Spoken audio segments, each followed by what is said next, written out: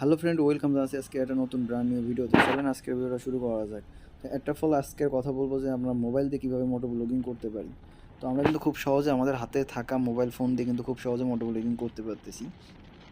তো আপনারা যে ভিডিওটা দেখতেছেন এই ভিডিওটাও কিন্তু মোবাইল দিয়ে আপনার রেকর্ড করা আর কি। আর ভয়েসটা আমি অবশ্য সবসময় পরে দিই, কারণ আমার ভয়েস দিতে গেলে আমার মাইক্রোফোনে সমস্যা করে, প্রচুর পরিমাণে নয়েজ আসে, যার কারণে আসলে ভয়েসটা আমরা দিতে পারি না ঠিকভাবে ওই সময় আর কি। তো যাই হোক, আজকে অনেক দিন পরে আবার বাইক নিয়ে বেরোইছি। বেরোনোর পরে আপনার এটা সিমসাম রাস্তায়, এটা মূলত আপনার সাতপাড়ে যে রাস্তাটা মিলছে সেই রাস্তাটা আর কি। তো যদি এই রাস্তার কথা বলি, কিন্তু এখনও কিন্তু আপনি সেই আগের মতো গ্রাম্য পরিবেশ আপনি এই রাস্তায় আসলে দেখতে পারবেন।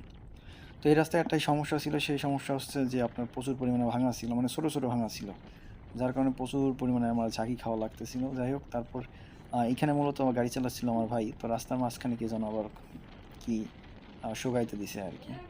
তো এইখানে মূলত আপনি যে জিনিসটা খেয়াল করতে পারবেন সেটা হচ্ছে যে অনেক পুরনো পুরনো ব্রিজ আর পুরনো পুরনো জায়গা আর কি। তো এখানে একটা গ্রামের একটা টোটাল যে পরিবেশটা আছে সেটা আপনার ফুটে ওঠে। তো মূলত আপনি এখানে খাল বিল নদী এগুলো দেখতে পারবেন। আমি সরি, নদী এখানে নাই, শুধু খাল বিল এগুলো দেখতে পারবেন এখানে। আমি মনে করি যে আপনার যে একটা বা ঠান্ডা একটা আবহাওয়ার একটা পরিবেশ, সেই পরিবেশটা আপনার এইখানে আসলে মূলত দেখতে পারবেন। এছাড়া অন্য কোনো জায়গায় গেলে আপনার দেখতে পারবেন কিনা আমি জানি না, কিন্তু আমাদের জেলার ভিতরে এই জায়গাটাই আসলে বেস্ট। তো এখানে আবার একটু ভাঙা ছিল, যার কারণে আসলে ব্রেক করা লাগছিল এইটা। তো সামনে কিন্তু একটা নসিমন আসতেছিল, যা চলে গেছে। কিন্তু সামনে যদি গাড়ি যায় তাহলে প্রচুর পরিমাণে আসলে গায়ে ধোলা লাগতেছিল। ইউজুয়ালিভাবে এখনও কিন্তু প্রচুর পরিমাণ ধোলা গায়ে লাগতেছিল। তো এইখানে রাস্তার পাশ দিয়ে অনেক পরিমাণে আপনার বন জঙ্গল আছে, এরপরে ঘর বাড়ি আছে, তো লম্বা লম্বা অনেক গাছ আছে দেখা যাচ্ছে আর কি। তো এখানে রাস্তাটা একটু সোজা থাকার কারণে হালকা একটু গাড়ি স্পিড উঠাইছিলাম।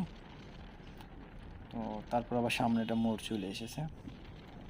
তো এই রাস্তায় মূলত গাড়ি চালানোর সময় তিনটে জিনিস মাথায় রাখতে হবে। প্রথম হচ্ছে যে আপনার যে জিনিসটার উপর খেয়াল রাখতে হবে সেটা হচ্ছে যে এইখানে কিন্তু প্রচুর পরিমাণে বাচ্চা কাচ্চা রাস্তা দিয়ে ঘোরাঘুরি করে। তো এই জিনিসটা মাথায় রাখতে হবে। এরপরে হচ্ছে যে এইখানে দেখা যাচ্ছে আপনি একা জোরে গাড়ি চালাচ্ছেন না, আরও অনেকে কিন্তু এখানে স্পিডে গাড়ি চালাচ্ছে আর কি। তো মোড়ের দিক দিয়ে আপনার সাবধান থাকতে হবে। তারপর যে জিনিসটা খেয়াল রাখতে হবে সেটা হচ্ছে যে আপনার ওভারটেকিংয়ের সময়।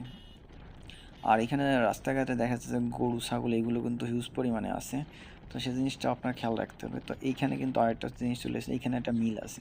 তো আমি এখন পর্যন্ত জানতাম না যে এখানে একটা মিল কারখানা আছে অথবা এগুলো এখানে চলে, এগুলো আমি আসলেই জানতাম না। এই ফার্স্ট টাইম আর কি আমি দেখতেছি, কারণ আমি এই রাস্তায় খুব কম আইছি, আর আসলেও রাত্রেবেলা আইসি, তখন হয়তো অত খেয়াল করিনি।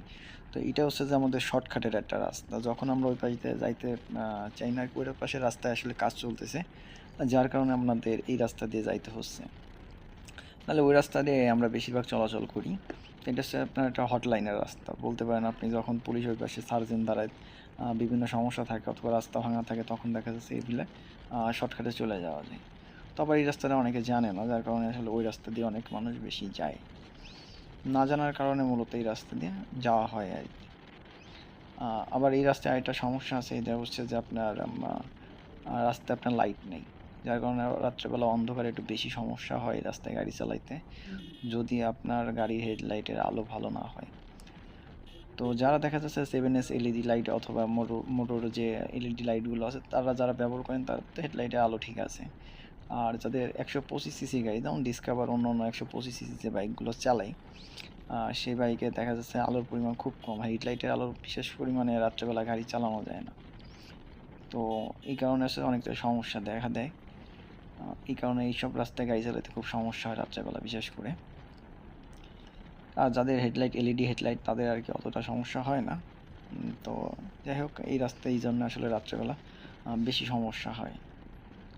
তো বলতে বলতে আসলে প্রায় আমরা পৌঁছে যাচ্ছিলাম আর কি, অনেকটা রাস্তা আমাদের চলে আসা হয়েছে। এইখানে আবার অনেকটা ভাঙা আছে, মানে মোড়ের কাছে যদি ভাঙা থাকে সেই ক্ষেত্রে কিন্তু অনেক সমস্যা দেখা দেয় আর কি। মানে গাড়ি ব্রেক করলে স্লিপ করে প্রচুর পরিমাণে ঝাঁকি খায় এবং পড়েও যায় অনেক সময়। আমার একবার এরকমটা হয়েছিল যে আমি মোড় ঘুরতে গেছি, সামনে আপনার ভাঙা ছিল, সেটা আমি খেয়াল করিনি। তারপর হয়েছে কি, আমি এখানে ব্রেক করতে যেয়ে পড়ে গেছি। তো তারপরে আর কি বেশিটা স্পিড না থাকার কারণে আসলে বেশিটা সমস্যা আমার হয়নি। যদি আমার গাড়ি স্পিডে থাকতো সেই ক্ষেত্রে দেখা যাচ্ছে যে আমার কিন্তু অনেকটা কাইটে ফেটে যেত, অনেক সমস্যা হতো। শুধুমাত্র আমার গাড়ির হ্যান্ডেলটা বাঁকা হয়েছিল আর গাড়ির সামনে হেডলাইটের কিছু অংশে ঘষা খাইছিল। তো গাড়ি চালাইতে গেলে অনেক সময় এই সমস্যাগুলো হবে আর কি। আপনি বলতে পারবেন না যে আপনার সমস্যা হবে না, আচ্ছা, মাঝে মধ্যে আপনার অ্যাক্সিডেন্ট হবে বা হ্যান ত্যান এগুলো সবই হবে আপনার। তো যতটা খেয়াল রেখে আর কি গাড়ি চালানো যায়। তো দেখতে পাচ্ছেন এই পাশে পুরো কিন্তু আপনার পুরো বিল আর কি, এই পাশে আবার আপনার পুকুরও আছে।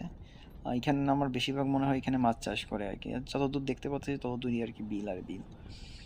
তো এই গ্রামটা আসলে এক কথায় সুন্দর, এটা বলতেই হবে।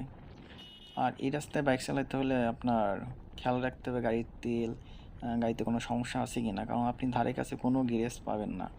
এক কথায় আপনার গ্যারেজ যদি নিতে হয়, মানে গাড়ির কোনো প্রবলেম হয়, প্রায় 5-7 কিলোমিটার আপনার তেল নিতে হবে। তো গাইজ, আজকের ভিডিওটা এই পর্যন্ত ছিল। ভালো লাগলে অবশ্যই চ্যানেলটাকে সাবস্ক্রাইব করবেন। ধন্যবাদ।